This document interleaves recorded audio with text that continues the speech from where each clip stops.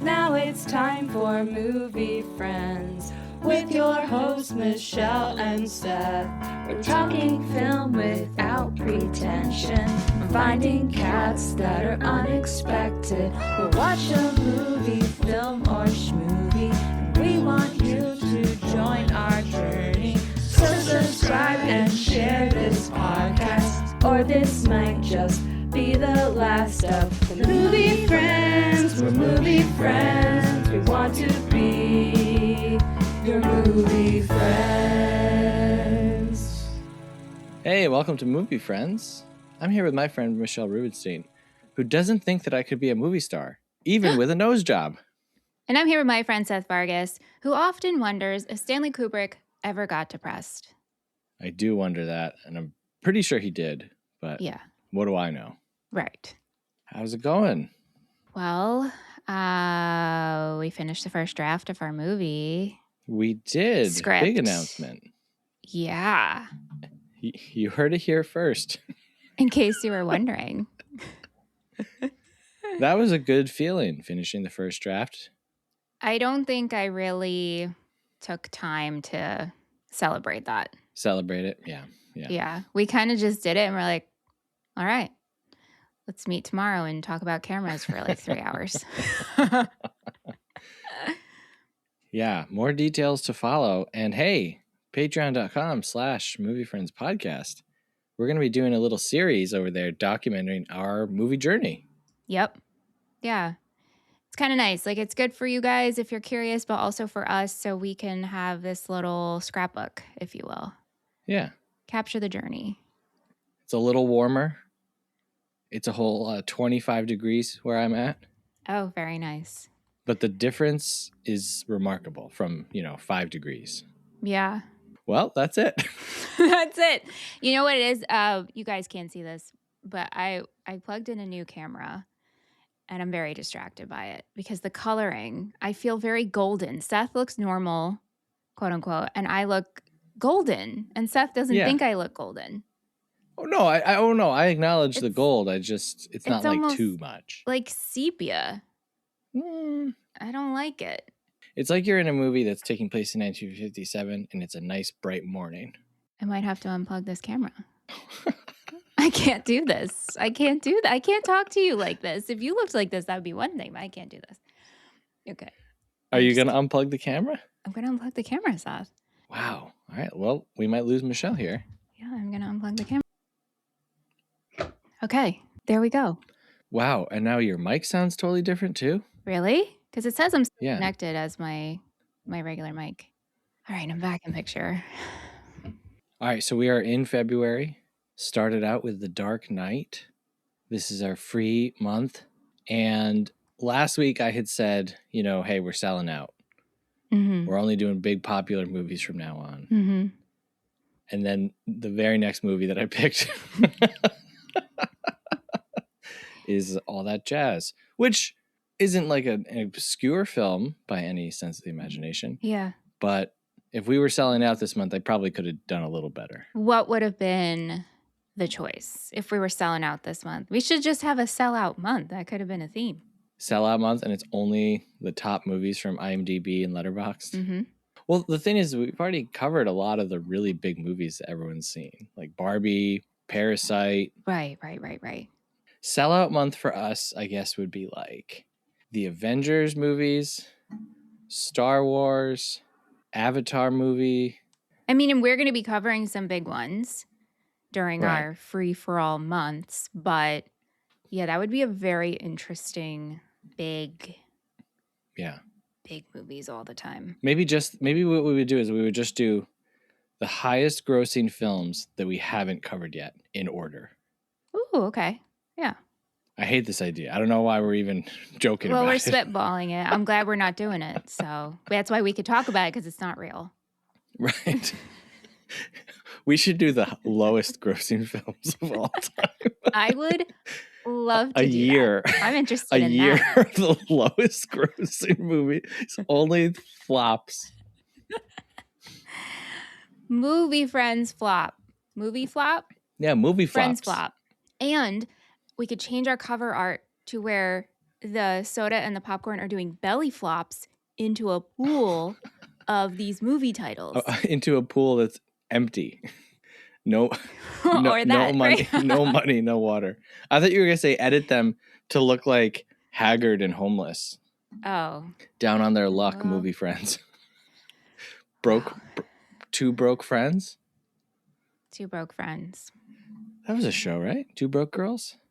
Two Broke Girls. Yeah. I feel like you're very low. Volume wise?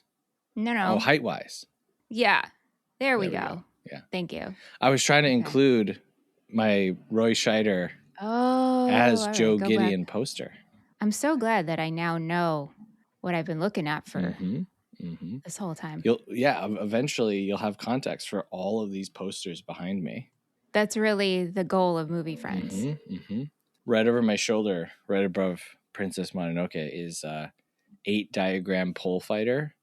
Incredible. So much fun. I just thought it was a Kung Fu fighter over a Dharma symbol. So we haven't done a lot of. Now that would be a fun month. Kung Fu month? Yeah. Okay. All right.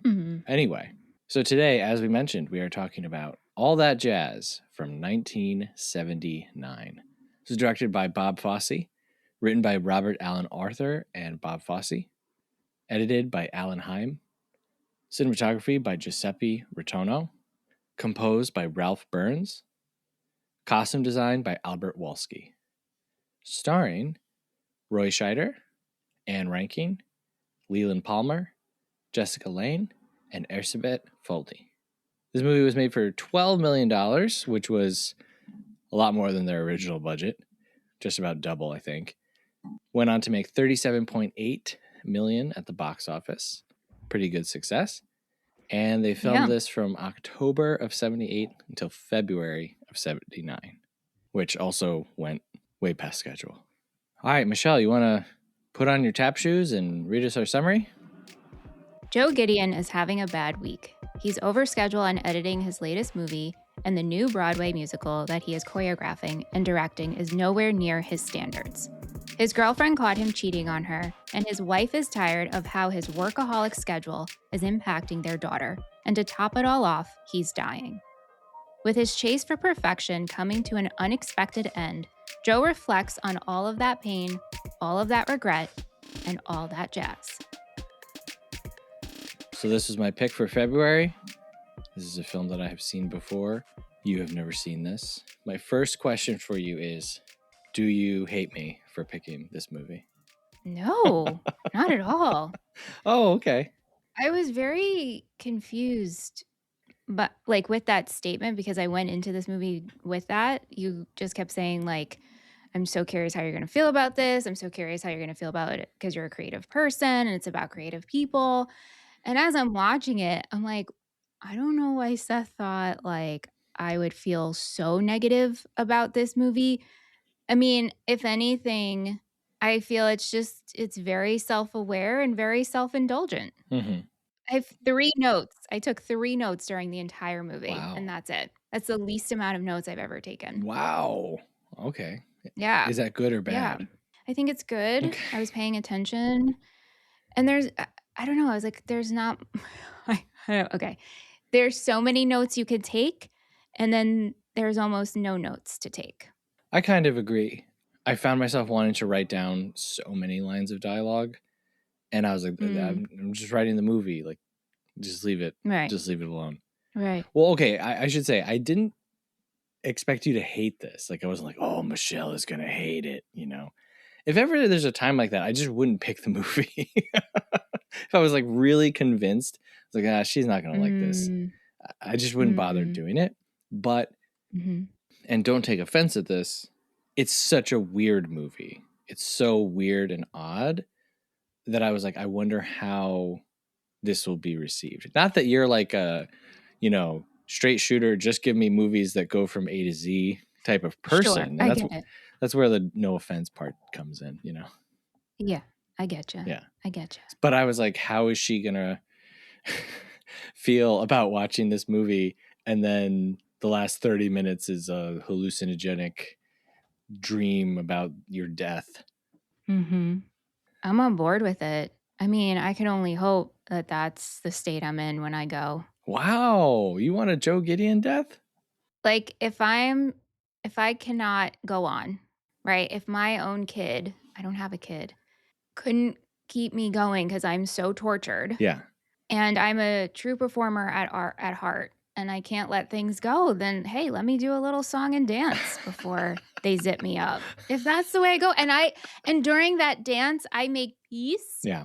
with all of the people in my life, and in my crazy way of thinking, they're all cheering for me. This sounds great. Sign me up. Wow. Can't wait to perform my musical number as I go out. Okay. All right. I'm glad that this wasn't like a unenjoyable experience then, I guess I would say. Or am I speaking too far? No, it was definitely not unenjoyable. It was a little long. Hmm. I mean, don't I say that like 90% of the time? So can we really take that into account? Right. Okay, so how familiar were you with Bob Fosse prior to this week? Yeah. So last week when you said when we announced that we were going to cover this, I said I knew the name, but not really familiar with him. And then I knew of Cabaret and Chicago, and that's how I knew of his name. Mhm. But really, him as the creator and the artist, no clue. Got it. And so from watching this and not going into any research, right? Like to me, it was very clear this felt kind of autobiographical. Like we are saying a lot here. Mhm. To me, that seemed obvious. And then from there, I started reading about him, and then I started watching the FX show that came out in 2019, Fosse Verdon, which is very good. I'm going to continue watching. I'm on episode 3. Oh, okay, very cool. Yeah, I didn't check it Yeah, out. I really like Michelle Williams and I really like Sam love her. Rockwell. Yeah, So very good. if ever there was a time I would have watched it, probably should have been this week, but I did a little bit of cleaning up. I watched Lenny, the Fosse film that is referenced in this one. And then I also watched the made-for-TV special that he directed with Liza Minnelli, which is basically just Liza Minnelli singing a bunch of different songs, which is great. I mean, it's like, it's almost like the most boring, great thing I've ever seen because it's kind of like exactly what you would imagine like Liza Minnelli on a stage with costume changes and backup dancers belting out these show tunes would be like. And so I think in my review I said like no surprises here. It's awesome. Yeah, and then I think there's only one film of his that I haven't seen, which is his last film, Star 80, which I don't know anything about. But I came to this film because for a couple of years I was part of a film club online, and each week someone would pick a movie, and then we would all watch it, then we get together and talk about the movie.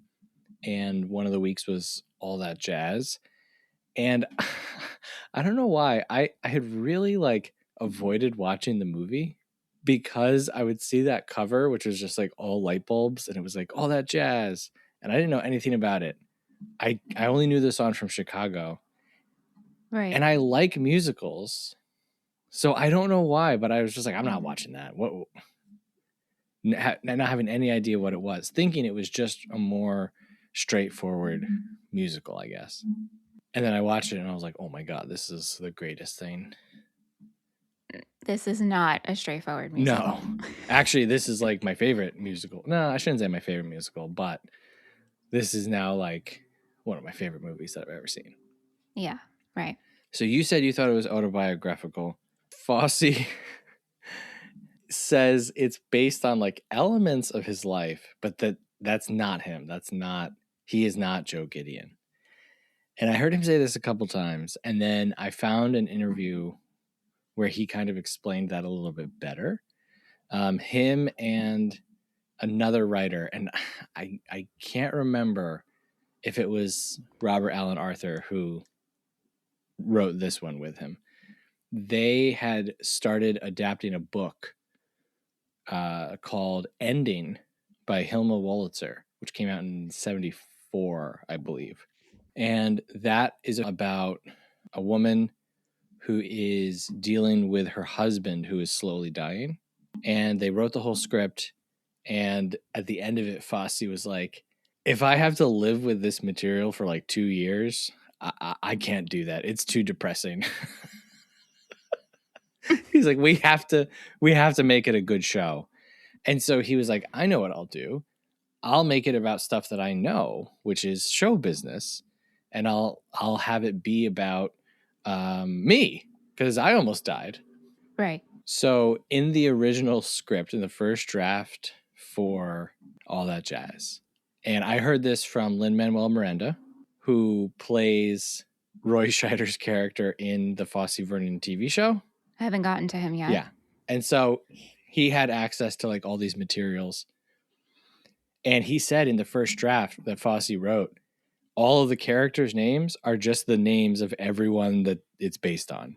So like it just says like Fosse, and then he'll say his line. And then it will be like Gwen or like Anne, or Right. the character played by Ben Vereen was based on Sammy Davis Jr. So it just said like Sammy Davis Jr. But not based on his life. Well, so I kind of get why he was adamant. I don't think that he was adamant because he was like, no, I'm not really like this. No. I think he was adamant because to him, he was like, well, we're actually adapting this book. Like the genesis of this idea was not, I'm going to tell my story. It was, we wrote this whole thing. And then I thought, how can I tell this in a fun way? Right. So that made more sense to me because, yeah, if you watch it, it's like literally the only difference between Bob Fosse and Joe Gideon is that Joe Gideon has hair, right, and can't dance, really. Right. Which is pretty interesting. So I guess when they hired Roy Scheider, they all felt he was right for it. He really, really wanted it, but then like he can't dance, and I think that they mask it pretty well throughout the movie. Like you never actually see him just hop up and do a quick little dance. Right. The only time we're focusing on him dancing is with his daughter, and that's pretty slow. Right. And it's like technical, slow paced. Mm-hmm. Yeah. And then at the end, which, he's in the middle of dying, so. Yeah, and there's so much light and glitz happening. You're not too focused on him dancing. Right. Yeah, the editing is like.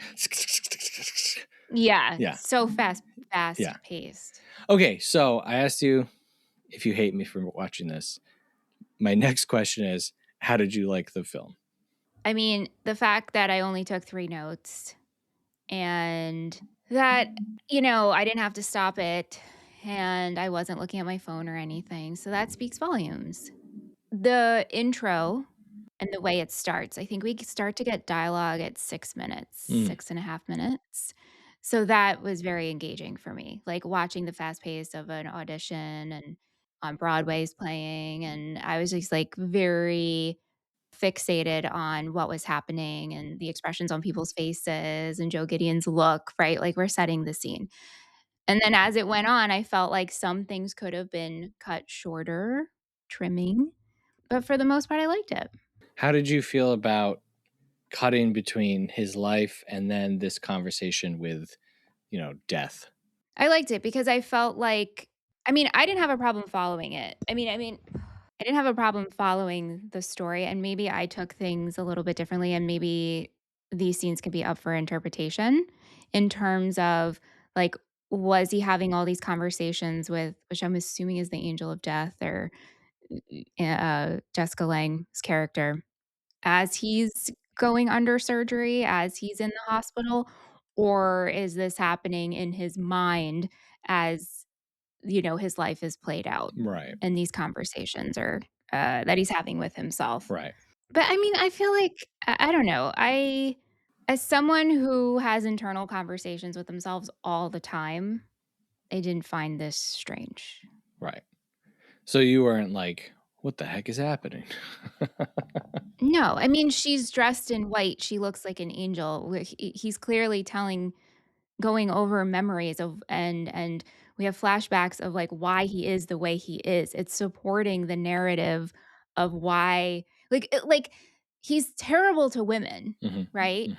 But then we see how he was treated when he was a kid performing and taken advantage of by women. So, and he kind of tells you that the version of him talking to Jessica Lange, it worked.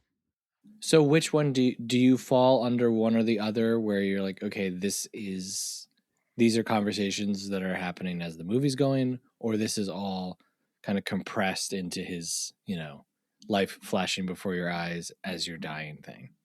Yeah, that's how I took it. Yeah, Life flashing before your that's how eyes. I kind of take it Yeah. too. Is there a correct way? Is there a way that is supposed to play out that is the truth? I don't know. I don't know.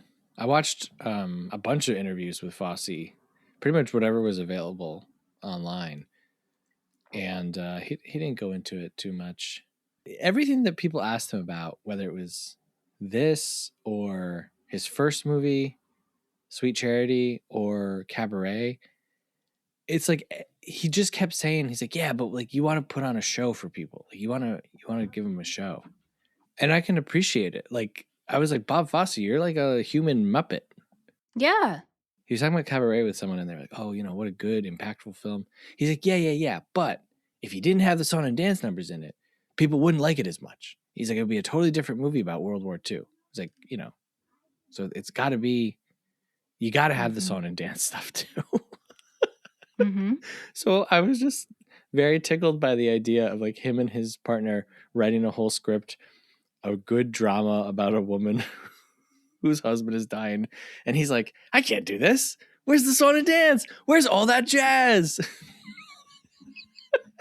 And then he's like, okay. How about this? We'll tell it about me and Broadway. And I'll die. But there will still be singing and dancing. So like at the big climactic death scene, it's still going to be fun. We're going to razzle dazzle them. Exactly. He was so different than I expected. Like hearing him talk, he was so soft-spoken and reserved and like almost kind of shy. I don't know. I guess I was just expecting a little more like attitude or sass or energy, and he was very, very quiet and reserved. Yeah. Like I said, I'm watching the Fosse Verdon, so Sam Rockwell's portrayal of him, and same like very soft, very reserved, very much like just a quiet approach, but in a serious way. Mhm. And, to the note of we can give the audience a sad thing, but if the music is upbeat and there's dancing, they'll be fixated on that and they won't really be paying attention to the lyrics. And so if you think about the end of this movie, like he's dying, but there's so much glitz happening. You're like, wow, this is so fun. But it's like, wait a minute. This is it. This Yeah. is the final hurrah. Yeah. So, okay. So, not to jump straight to the ending, but when we make that transition and it's full on the stage, what are you thinking? I'm here for it. I'm here for all of it. Like I said, I'm inspired. So old me, dying me needs to put this on in my head. Right. Listen, at the end we only have ourselves. So if this is how we want to go out, this is how we make peace with it. If we have to do a showboated performance, no one else knows, it's just you. Right. Do it up. The first time I watched this, I was like, wow, this is so good. Like, oh man, it's so painful. I agree with you about the opening. Like it's cool to see like this whole process, right? But I found I don't want to say like evil, but I just found almost everything in this to really have the tinge of sadness and like tragedy, because this guy is so unfulfilled and the people closest to him are so miserable by him.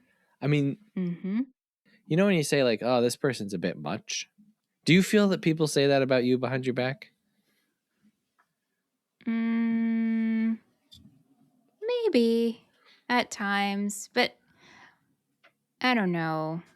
Do you think I'm a bit much? Maybe I'm a bit much to you. I think that people, no, what I was going to say was I think people say that about me. Yeah. Like, it's like, oh, Seth. Like, if it's like, oh, Seth's coming, it's like, oh, he's a bit much, Yeah. I think there are people I reserve the bit much Mitch for. The much Mitch. You're one of those recipients, Seth. Congratulations. All right. Hey, that's fine with me. I give you the bit much, Mitch much. But as a creator, I think you have to have that safe space where you can do that. Of course. Right. And the problem with Joe Gideon is he seemingly doesn't have any friends or family who aren't involved in showbiz. Right. Even when his girlfriend and daughter do that song and dance number for him, even that, I'm like, I'm not crying, but I'm like, Joe, it's so painful because they put together this song and dance to perform for you to celebrate the good reviews of your movie, right? Which is wonderful. And there's nothing wrong with being a song and dance family, but it's like, look, man, you need to be with these people. And here they are connecting with you. And the way that they connect with you is through a song and a dance. So it's still separate and it's still involving the biz, the razzle dazzle of the whole thing. And that's just so, so upsetting. For me as a parent, when you have kids and they're like, oh, what can I give you? Or like, if they make you a card or something, you're like, oh, this is so nice. But really, you just want to spend time with them. And at the opening, after the big casting call, his wife is like, hey, remember you're taking Michelle this weekend? And he's like, oh, I can't. I have to work. Oops. And she's like, yeah, but you promised. He's like, I know I promised, but what am I supposed to do? All right, see you later. And then as he walks away, his little girl is like, he promised me. And I'm like, this is the most evil person who's ever walked the planet. Like, I'm sorry. I don't care about anything else. This is bad. And I think that the filmmakers are telling us right off the bat, like, this guy is bad. Right. So he's very flawed. So on that, like, are you rooting for Joe Gideon? Are you hating him? Is this a hate watch? Are you like, I can't believe what I'm seeing. This is ridiculous. How do you take No, him? none of any of that. It almost just felt like I was peering into somebody's life, peering into a tortured artist, if you will, to use that term, which I sometimes get annoyed with. But it's so intricately layered, and for him to change, I don't know what it would take. It would take for him to die, and that's it. This man cannot change. He doesn't know how to change. He doesn't have the tools to change. It doesn't matter if his daughter wants him. None of it matters. Nothing's ever good enough for him. He only knows how to connect, like, really through sex with women and use them as a tool. There's not much hope here. Right. Extremely talented, but I think he respects his wife. He respects her opinion. Yes. In her ability to dance, I guess I should say. Yeah, and as I've come to learn, like, the real Fosse, married to Gwen Verdon, like, respects her and her talent and knows that she can understand him in the way he thinks, and she can get him to the place where he needs to go. It's a complicated relationship. Right. Real life Fosse said that his relationship with Gwen was like the most important, like, part of his entire creative life. Yeah. Which is very nice, and he shouldn't have, cheated on her. But so when I watched Lenny on the women, Joe Gideon and his women, when I watched Lenny, which is about the comedian performance artist Lenny Bruce also cheats on his wife. And the film is laid out as part narrative, part documentary, where people are being interviewed. Very similar to Citizen Kane. And when his wife is talking about him cheating on her, she says, I didn't realize at the time, but now I know that it wasn't about the cheating. It was about he needed to prove to himself that he could do it. And watching that after watching All That Jazz a couple times and really trying to understand Bob Fosse. I was like, I think Fosse just put that in like himself completely to kind of explain his own infidelity and preying on women who were close to him. Yeah, and also just to have control over them. Mhm. Like, he has such control over these women. I mean, even with his girlfriend, Kate, who she catches him cheating on her. Then she says she gets an opportunity to go on tour or for a job. And then he tells her not to go. And at this point, I was like, you're going to tell her not to go, but you actually don't even want her to stay. So I was actually surprised to see that she ended up staying, and we saw her more and more throughout the movie and her relationship with Michelle, and I guess her respect with Audrey, or the respect level they have for each other. So that was interesting. Mhm. I also found it interesting that Anne Ranking plays Kate, but Anne Ranking was Bob Fosse's girlfriend. Yeah. Yeah. Wow. Yeah. And so, yeah, I mean, it's like if you just put Gwen Verdon in as the Audrey character, it would be like, all right, we're all going to just play ourselves. Right. Yeah. Right. So on Audrey, the scene where he goes to talk to her and she is telling him off while dancing is incredible. A+. She's like crawling across the floor towards him Mhm. while just like dressing him down and being like, you're an idiot. You're a dummy. Right. You don't even know Right. who you cheated on me with.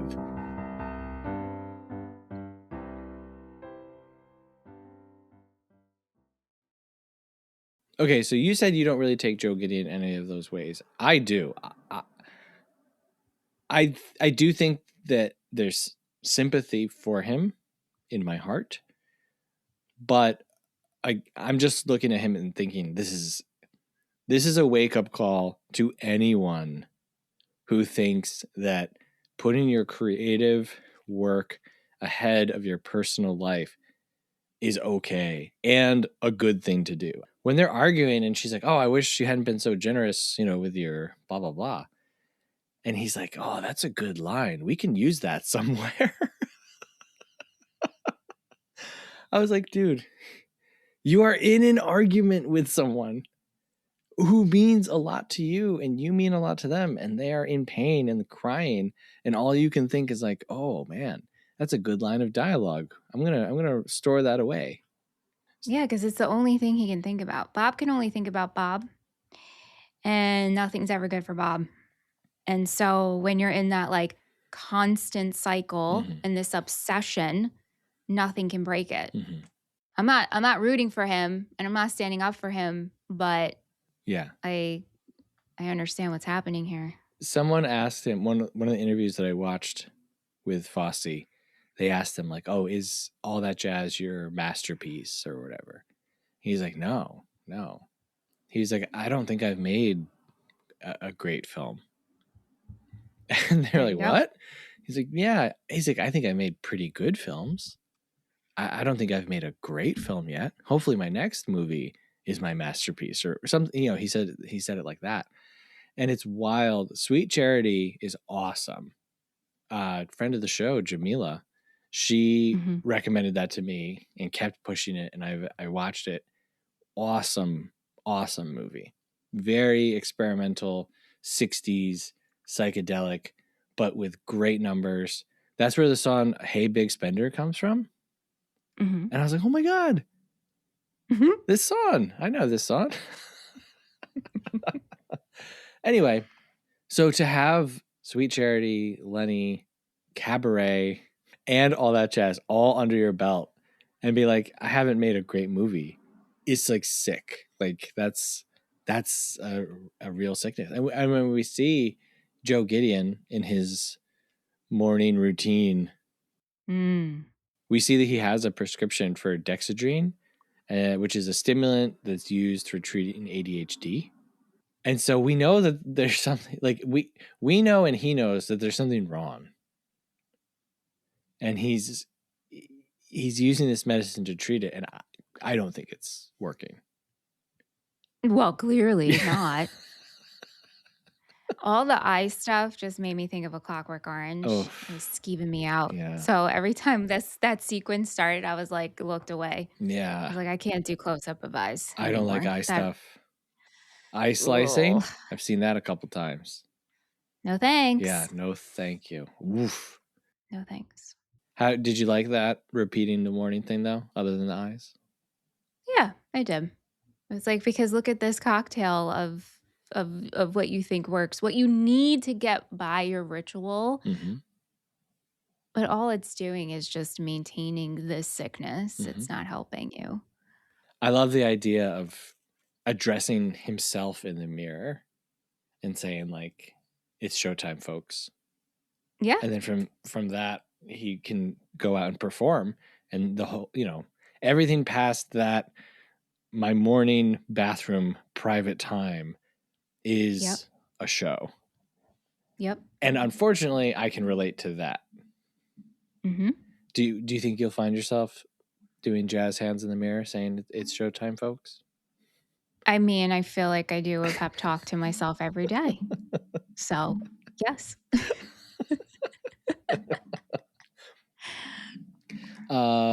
So on Fosse, this is the fact that everyone shares because it's incredibly impressive and also shows just how talented, dedicated, and workaholic he was. In the same year, he won an Emmy, a Tony, and an Oscar, all for directing. So it's not like he had a producing credit on one of them. Can you imagine that? No. And so, like, okay, from doing that, right? I can assume you get a high and you're chasing, and the goalpost keeps moving. So of course you're going to think nothing I've done is the masterpiece yet, because what will be next could be the masterpiece. Right. Yeah, I've accomplished all those things. They were fine. But what's to come? Right. Everyone talks about like an EGOT, Mm-hmm. and he does 3 out of 4 in the same season. Yeah. It's funny because going into all that jazz my first time and then learning about Bob Fosse, I always thought of him as more of a Broadway person, more of a stage person. And the movie shows he got his start doing dancing and performing at clubs and doing like the little MC part in between acts. And so he started performing on the stage, but his dream was to be in film. He wanted to be on screen dancing. And he was in a couple of movies, and then he was allowed to choreograph a number for the film Damn Yankees. Mm-hmm. And it was really from there that he starts doing more choreography and working on Broadway. But so he does Sweet Charity on Broadway, directs the show, and they're like, we're going to make this into a movie. Do you want to be the director? And he's like, I knew that I didn't know how to direct a movie, but I also knew that I was not going to give up this chance. Mm-hmm. So he directs the movie, and then he's like, I really like being a film director. And then, yeah, he has this run of 5 films. And like I said, I can't speak for Star 80 because I haven't seen it, but it's pretty incredible that we don't talk about Bob Fosse more in terms of like a guy who has a very small but incredible filmography of directors. I had told you that there was a sequence that I really wanted to ask you about. Do you know what it is? I mean, is it the LA to New York Yes. performance? Again, like, you sent that to me, and I'm like waiting for this huge thing that I'll know when I see it. Mhm. And I end the movie and I'm like, what was Seth talking about? What is he talking? Which secret? What is he that he? And I think you said, and please correct me, that it has nothing to really do with the movie. Yeah. And I was so like, that whole sequence does have a lot to do with the movie, in my opinion. It's what they're working on, and it's like we have to put it on for the producers. Like, I guess what I meant was like it's just a big long deviation from the plot. And it's like the movie stops so that Fosse can be like, all right, let's put 2 back-to-back song and dance numbers for like 10 minutes right here in the middle of the movie. Yeah.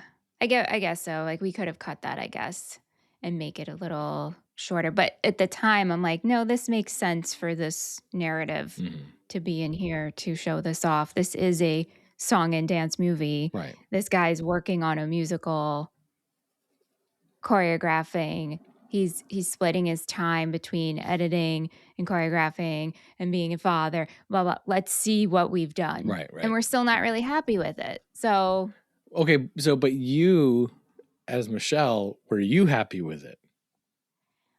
I took it as it is. I'm sorry. I wish I had a better this. I wish I had better remarks for you, but I was just it just felt so artsy to me that I was just like, all right, this is what I'm watching now.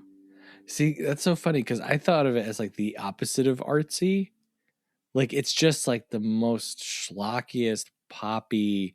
Like, well, that's what I mean by artsy. A lot of times things like that could come off like that. Like it's just performative art. So I'm like, okay.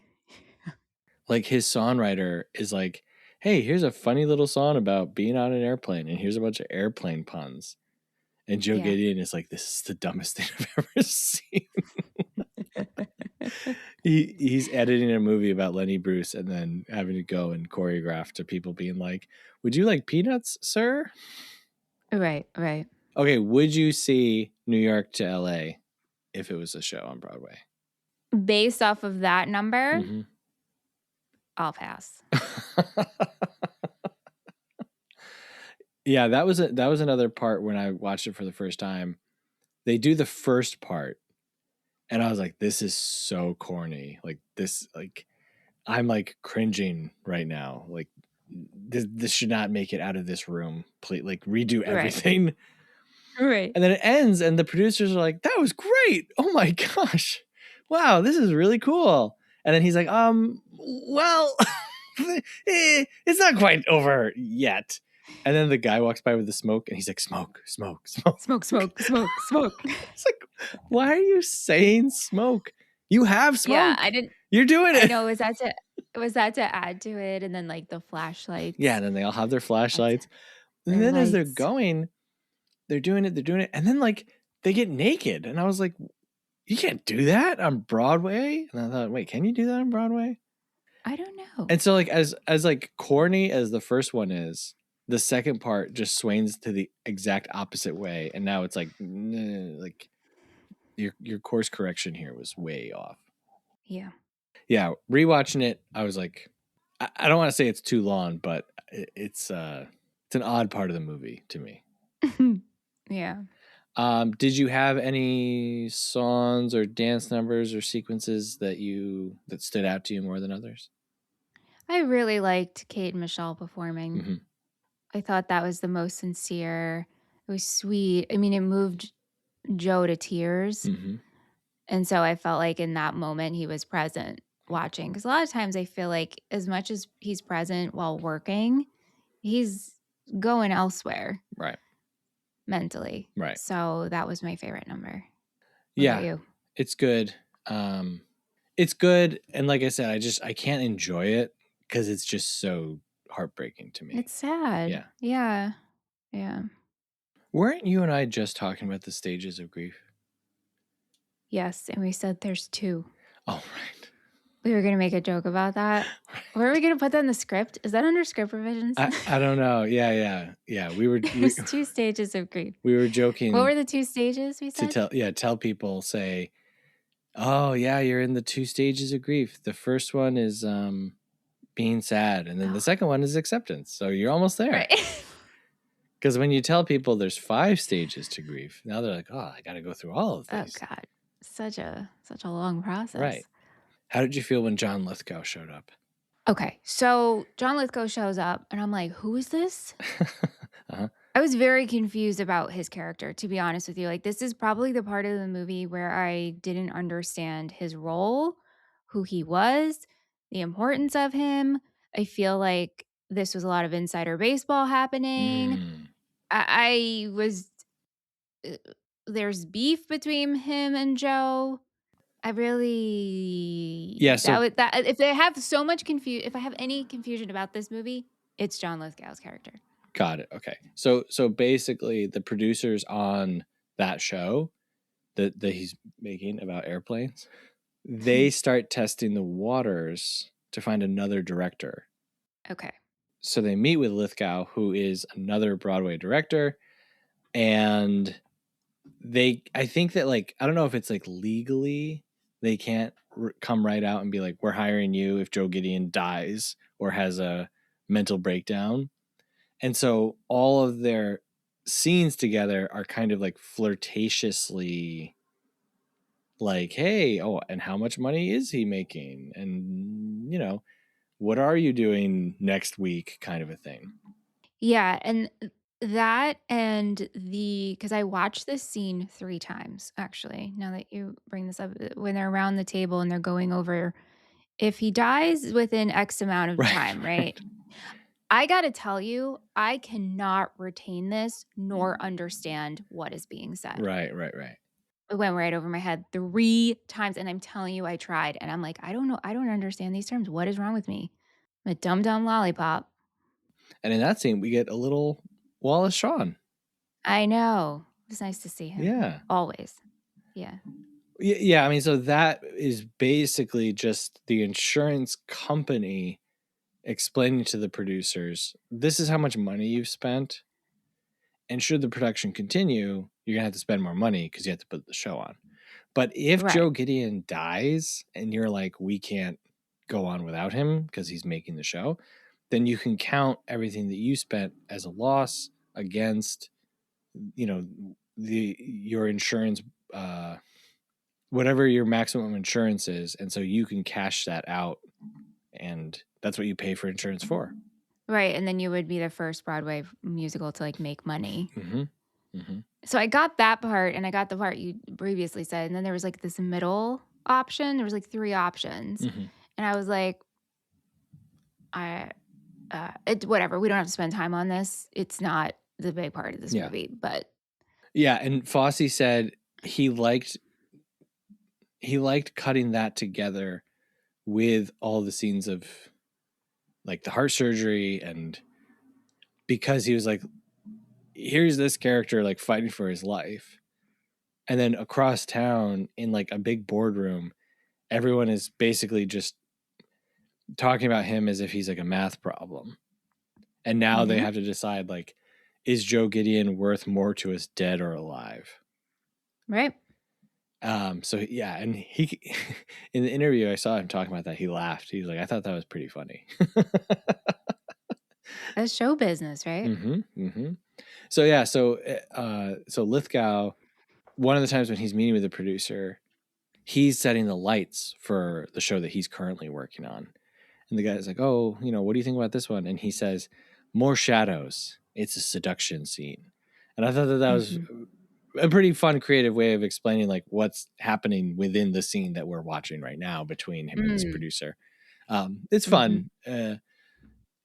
So there's so many parts of this movie that are just beautiful and so well done.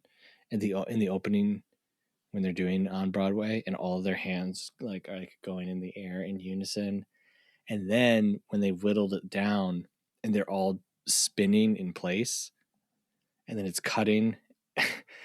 One person will spin and then another person will be in their place, and like it does that like 6 or 7 times. It's, I don't know. I thought it was very impressive. And then the number when he's in the hospital bed and his wife and his girlfriend and his daughter are all singing different songs to him. I also thought that was really amazing. In particular, the showgirls, when first like we see their legs and then we go across all their faces and they have like the big feather fan things. I was like, every movie should look like this. It's really good. Yeah. All his girls of the past. And like Fosse was not a good dude in real life. He used his position to sleep with a lot of people who were under him, which is super not cool as a boss. You can't, you really can't do that.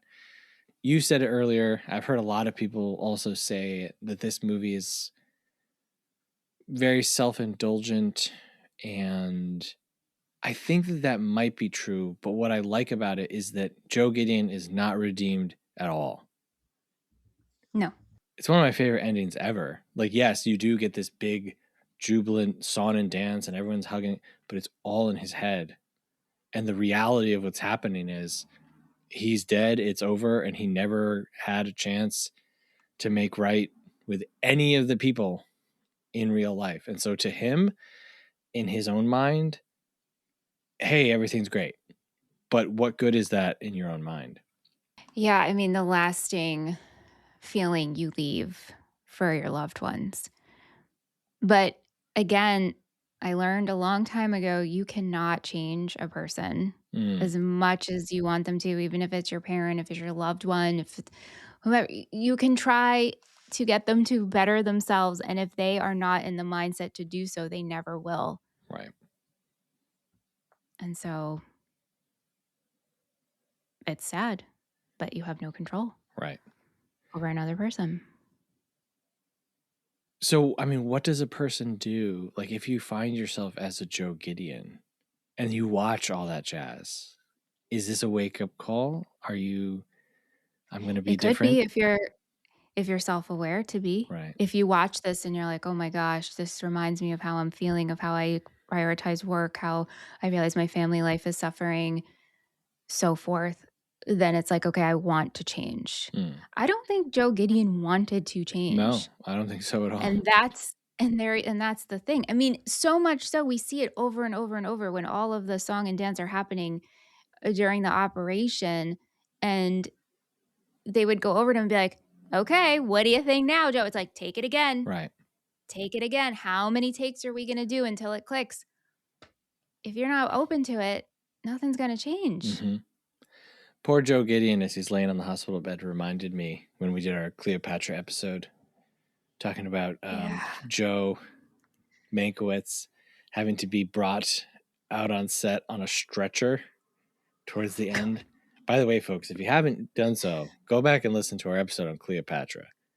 What a story. My goodness. Wow. But yeah, I thought about poor Joe Mankiewicz laying there and then being like, you think that was good? And he'd have to be like, yeah. Right.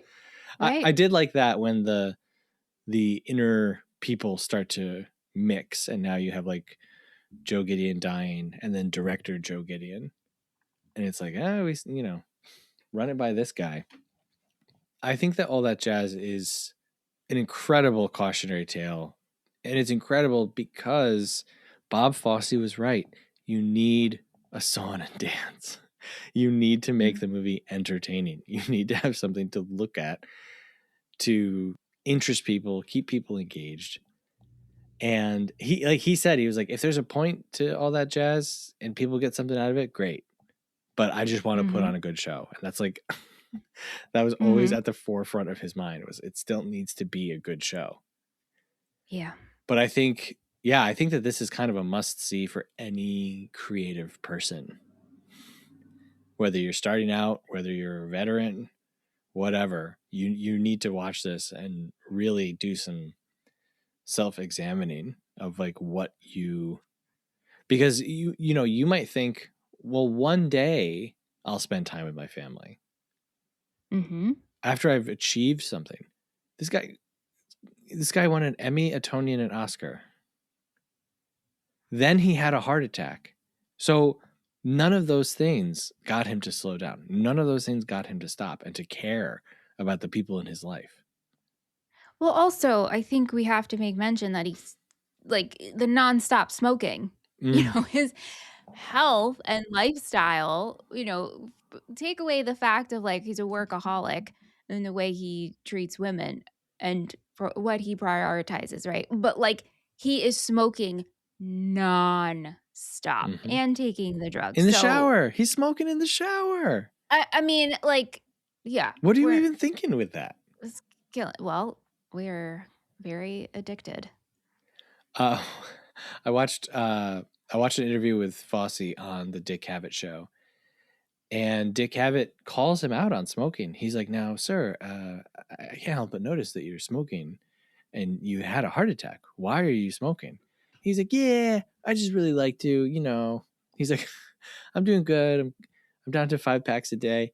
And Dick Cavett is like, okay, well, you know, they do sell cigarettes that have filters on them now. And Bob Fosse said, yeah, if I buy those, I just rip the filter off. Mm-hmm. Like, what? I mean, again, set in your ways, right? Right. Not going to change. Not going to change. You find the things that stabilize you and bring you to life. Yep. Yep. So for Fosse, that is working nonstop, smoking, drinking, women, and that's it. Like, those are the things that are the equivalent of like a good, healthy, nutritious shake in the morning for some people, and then hitting the gym for 30 minutes after work. Like, his are Yep. just all self-destructive. And that's something about addiction that I try to be open with my own kids about, you know, because I feel like all the conversations about drugs are like, oh, it's horrible. It's so horrible. It's so bad. And I tell my kids, I'm like, no, drugs make you feel awesome. That's why people do them. I don't want to lie to my kids. And then if they try drugs one day, be like, what the heck? He was totally wrong. This was incredible. This was the best thing I've ever done. I want to do it more. So I don't know why I love movies about pain so much. I did text you out of the blue, and I don't know if you even remember me saying it, or if you You thought sent of it in an audio note. Yeah, if you thought about it even in relation to this movie. And I don't even remember what I told you, to be honest with you. I could tell you. Let me pull it up. You have Roll the the note? tape. Sure do. Hold, please. Okay, ready? I'm going to play it, and you don't have to keep this in. It's like a movie can help put a name and a face to something that I can't articulate myself. And I don't enjoy being confused in addition to the pain. So, yeah. That's like a movie like All That Jazz. I'm so curious if you got to a certain part yet. And then, yeah, it's not that I enjoy movies that make me feel pain. And then you sent that audio. Got it. Okay. Okay, so I guess I did mention All That Jazz in the audio. Wow, that was weird hearing myself talk. That's what you sound like. I was a little behind the scenes for everybody. Mm-hmm. Yeah, so I'm not like, oh, I want to wallow in pain and I want to wallow in misery, but watching something outside of yourself can help answer questions that you didn't even know that you had, you know? Mm-hmm. And so All That Jazz, it's fun, it's funny, it's entertaining, it's crazy, it's shocking, but I think of this movie as medicine, you know? I've thought about this movie so much since watching it. Like, I feel like this movie has like kind of never left me after I watched it. Mm. When was this? What year that you watched it? 2022, July 2022. Why do you think it's taken this long to cover it on the show, on Movie Friends? Because this has been on the list, Seth, since we started, and you've just been moving it. I don't know. Maybe I just felt it never really fit in with any of the other themes. And then when we did like Seth Vember or whatever, and I could pick all the movies, I don't know that All That Jazz necessarily represents me as like a film lover. So I think I didn't pick it then either. But I mean, yeah, but this movie's been on my list since we started the show. So I'm glad to finally have done it. Okay, so before we finish, I want to talk a little bit more about the ending scene. Sure. So we're set to Bye Bye Love. Bye Bye Life. Bye Bye Life. We get Ben Vereen as O'Connor Flood, who has appeared on the TV a couple times throughout the movie. And he is the MC co-frontman with Joe Gideon. The studio audience is everyone that we've seen throughout the movie. Even younger Joe Gideon is there, which is very interesting. Nothing is really examined long enough to like dwell on. It's all just happening so fast. We've got the band painted like robots or something. I like the 2 dancers that are arteries. Love that. I would wear that on a Tuesday. Give me that onesie. You want the artery onesie? I love it. I love it. That'd be funny. That would be a really funny costume. Seth, can you wear the other one? for Can we be arteries? for you? Have Anthony be Joe Gideon from All That Jazz, and then you're the artery. Oh, that's fantastic. I've always wanted to go to a very specific movie Halloween party Oh, yes. where it's like, hey, I'm the woman that Buster Keaton jumps through her stomach in Sherlock Jr. Right. Recognize me? No? Right. Okay. But yes, I love this. I want this for my own funeral. I want this for every live show that we ever do. I want this, like, you know what I mean? Like, to me, I get, I know. I see this and I'm like, oh, I get it, Bob Fosse. I 100% get it. I'm putting a little check mark next to every decision that you make here. You're right. This is the best possible way to die. Mm-hmm. Yep. Signing off. Check. And again, it's so heartbreaking when he says goodbye to his wife. The only thing he says to her is, well, at least I won't have to lie to you anymore. That's how he comes to peace with himself. I won't have to lie to you anymore. And now I can move on. To me, it was heartbreaking hugging his daughter. Well, because his daughter was like, didn't want him to go. Right. But again, he cannot change. Right. And so let me say goodbye to you. I love you, but this is all the love I could give you in the waking life. Right. And yeah, I mean, everyone else seems to have an understanding, you know? Yep.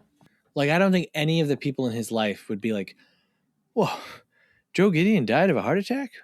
No, that can't be. You know what I mean?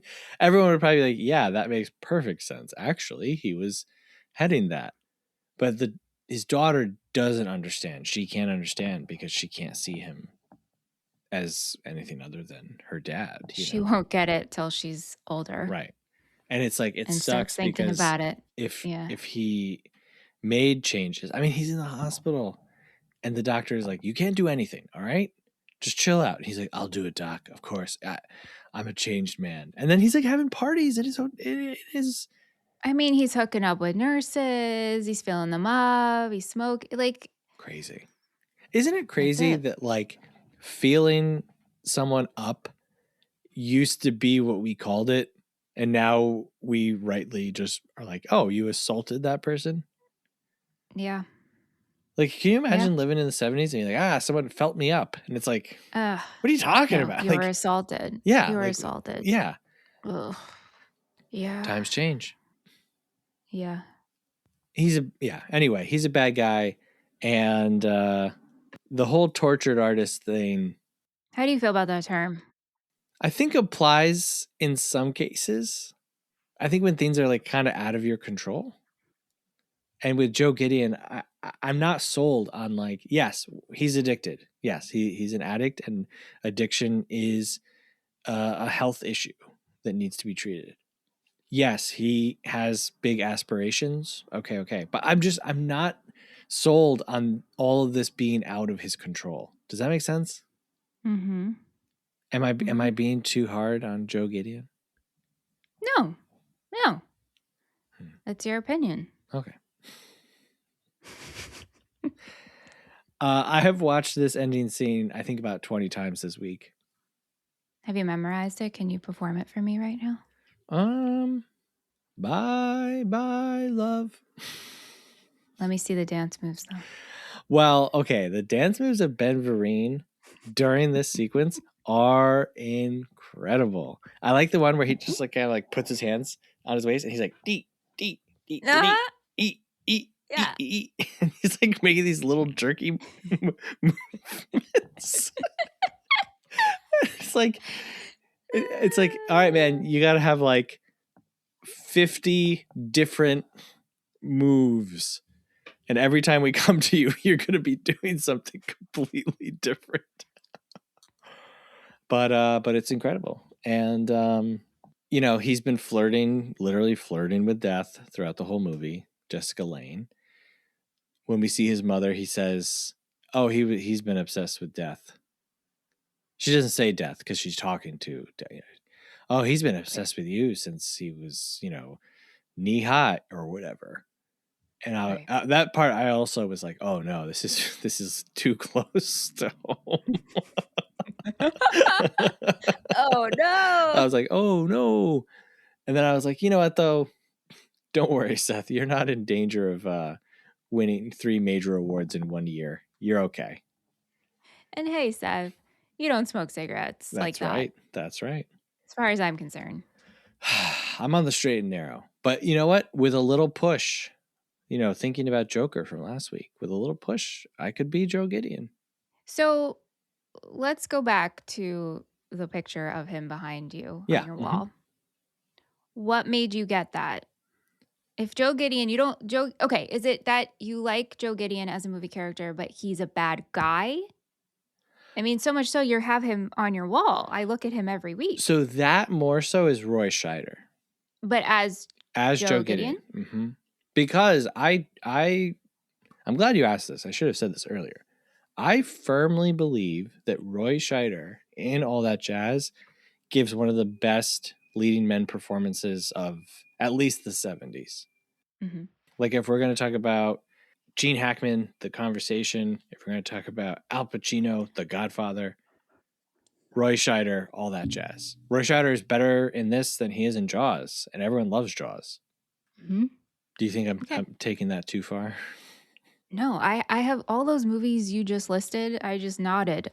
Besides Jaws, and frankly, I haven't thought about it in a hot second. So like, yeah, Scheider rules. He rules in this movie. Also, Sorcerer, which is a remake of The Wages of Fear. He's also really, really great in that. So yeah, that's why I have him. I don't like Joe Gideon. I don't like Joe Gideon at all. I think that he's the devil. He's ruined everyone's lives so that he could make a movie? Come on.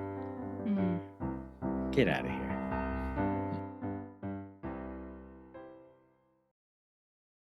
All right, let's get into our happies and crappies. It's time for happies and crappies. Happies and crappies. It's time for happies and crappies. Happies and crappies. It's time for happies and crappies. So my happy is the ending sequence, Bye Bye Love. I love the instrumentation on that song because the original version's kind of a little hokey. This one rocks and it's awesome. I don't have any crappies for this movie. What about you? My happy is Michelle and Kate's performance. That was my favorite part. And my crappy is it's just a little long. That's it. Got it. So we've talked about how we feel about the movie. And now we're going to hear from some strangers on the internet in a segment called Half Star, 3-Star, 5-Star. Half star, 3-star, 5-star. These are reviews from letterboxd.com, which is a website and an app where you can log, rate, and review movies. We start with a half-star review, which is the lowest rating that you can give a film. And we go all the way up to a 5-star review, which is the highest rating that you can give a film. And on this show, I read the half-star review in an accent or impersonation. Do you have any requests? I don't. Uh-oh, what does this mean? We gotta spin the wheel for a Wheel of Voices. Wheel of Voices! Hey, Daffy Duck. Welcome back. Oh, yes, Mathal. I am Welcome back, Daffy. Yes. Would you read our half-star review for All That Jazz for us? It would be an honor. Now, okay, Daffy, I should tell you. Well, welcome back, by the way. This half-star review is quite short. I'm sorry. But I laughed so hard after reading it. So that's why I pulled it. No problem. This is a half-star review for All That Jazz. Without a doubt, one of the most repulsive movies ever made. I had to turn it off. Is that it? That's all, Michelle. Wow, thank you, Daffy. You're welcome. One I of just the feel like most repulsive movies ever made. How? What? don't right, like, can you give some supporting, references to your statement? I just feel like that kind of review provides nothing. Mm. Don't bother. Mm, It'd be like if you're like, "I didn't like it." Period. Okay. I don't understand. Like, as you were watching this, were you like, wow, this is intense? No. So, right, exactly. What's happening? I mean, he's doing drugs, but it's just like one pill a day. Or Yeah, well, no, that's he does say he's eating mints later, so he's popping pills no, throughout the but day. we're not like it's not repulsive. Like, what is repulsive? Right. What's repulsive? Right. He's not like throwing up, he's not like beating people up for money. He is repulsive. I mean, absolutely. Like asking that girl at the open if that was her home phone number. Yeah. Yeah. So like he's repulsive, but just the idea that this movie is so repulsive that you have to turn it off. I love it. Mm. All right, the 3-star review says, I didn't love this by any means. Was far more into the first half than the second. It definitely lost me by the end. I love Roy Scheider, but if he ain't on Amity Beach, I just won't care. Oh, wow. Can you imagine? I only see you in one role. I think that you don't love Roy Scheider. I gotta tell you. I know. But that doesn't Look, feel I very love him, supportive of his work. but only as one character. Right. Okay, 5-star review says, finally saw a print of this in a theater for the first time, and the thought I kept having all night was, I'm sure there's a better movie that exists in the world, but I can't think of one. Wow. All right, what did Roger Ebert say? Ebert did not do a written review of this that I could find at the time, but him and Siskel covered this on their TV show all the way back when, and he didn't like it. Really? Yep. So he didn't rate it 1 out of 4 like he does for his reviews. He just put a no. So this was a no for him. And I love it so much. The part that I pulled, he says, I couldn't follow it. I couldn't understand it. And I walked out of a theater behind a woman who said, when you go to a musical at holiday time, you don't really expect to see open heart surgery. I think I kind of understand what she was talking about. That open heart surgery is real, by the way. It looked real. Yeah, Fosse said that they had access to a bunch of like medical films showing the surgery, but he said that they were like all in 16 millimeter, and when you blew it up, it looked horrible. So they got permission from a hospital and from a patient that was going to undergo the surgery. They're like, can we film this? And they're like, yeah. So that's all. Is he in the credits? I don't know. Can you imagine? And they asked the guy, they're like, oh, did he see the film? And he's like, yeah, he saw it. He liked it. That's my heart. Yeah. That's my heart. So I didn't realize, I think, until this time around. And now I feel like I almost feel like I can't watch it again. Not the whole movie, but just that part. Because it's real? I don't want to watch a guy get sliced. But if it was fake, then you're fine with it.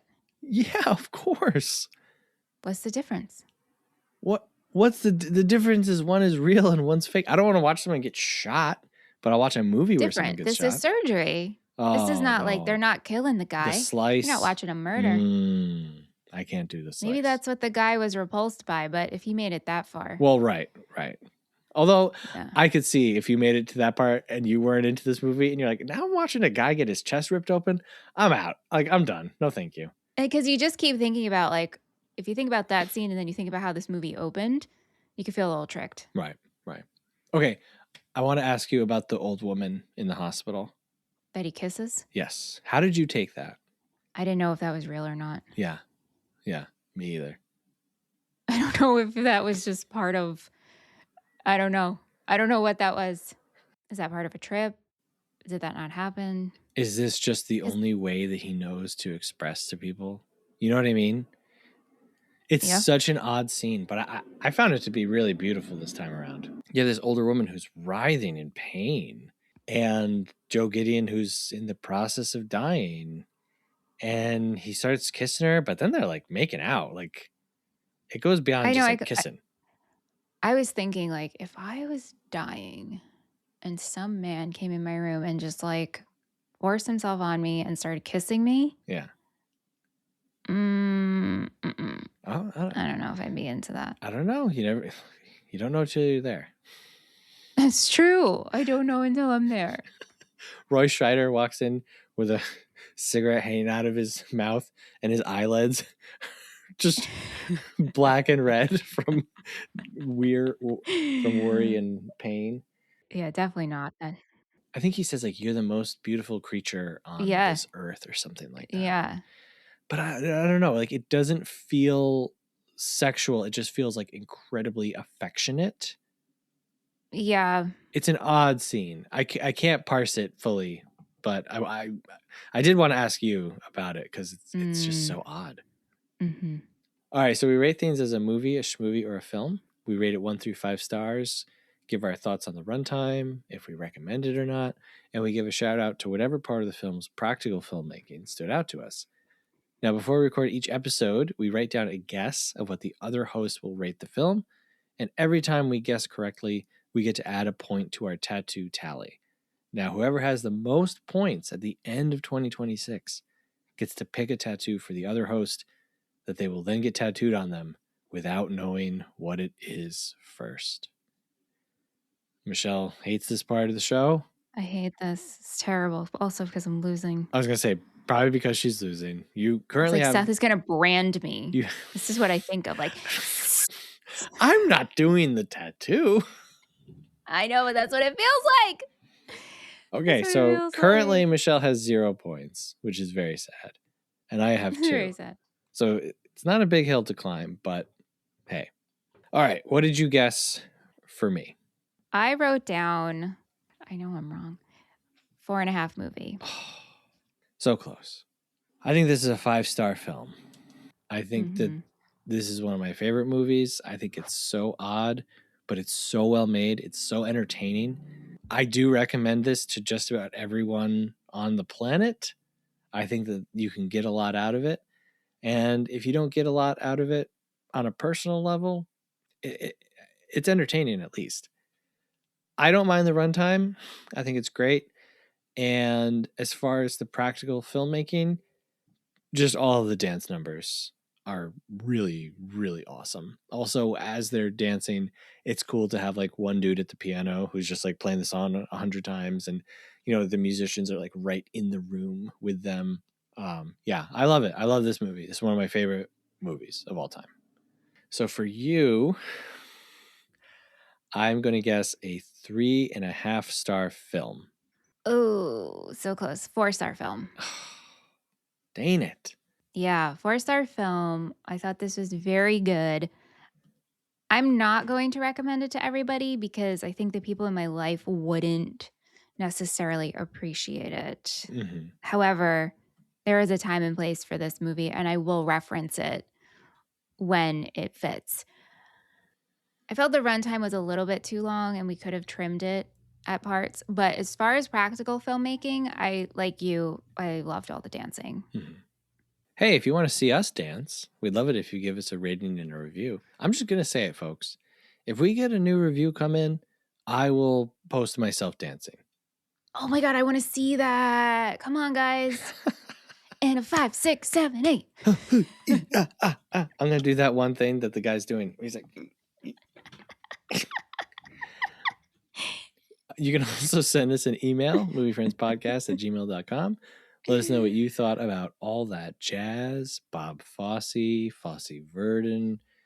That's pretty much everything, I think.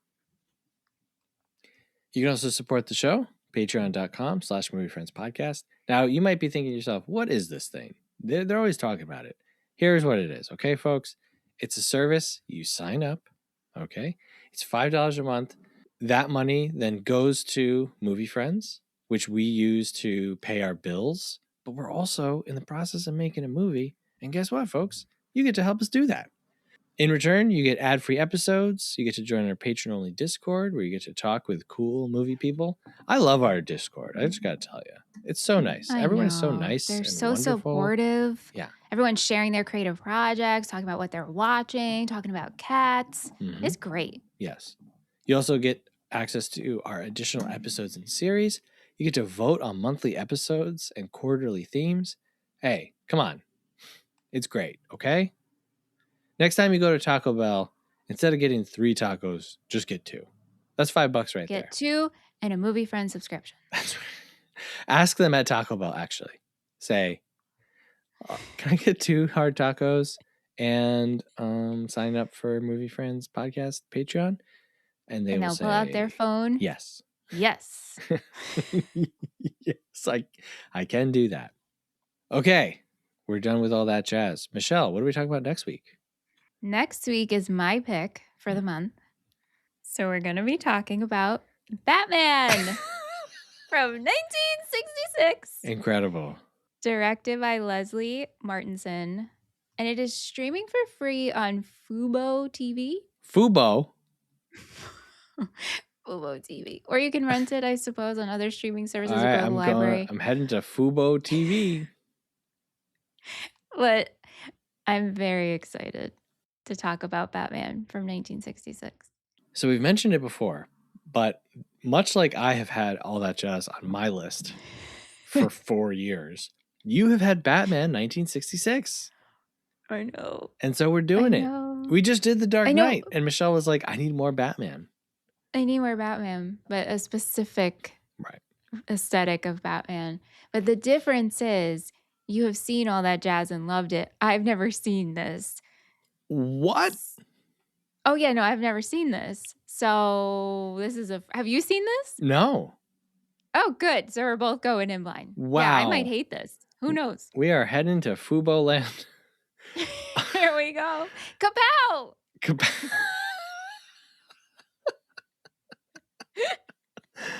Wow. Well, you know what? I can't wait. I'm excited. Okay. February is shaping up to be like tortured guy month / Batman. Yeah. Wow. All right. Well, hey, thanks, Michelle. Thank you, Seth. And hey, thank you for listening. And remember, folks, to be on the wire is life. The rest is waiting. Till next week when we're talking about Batman from 1966. Thank you for listening. Have a good one. Movie Friends is produced by Seth Vargas and Michelle Rubenstein. Theme music by Jean Marie Vargas. Visit us at our website, moviefriendspodcast.com, and please subscribe and rate our show wherever you are listening. You can support Movie Friends at patreon.com/moviefriendspodcast. Thanks for listening.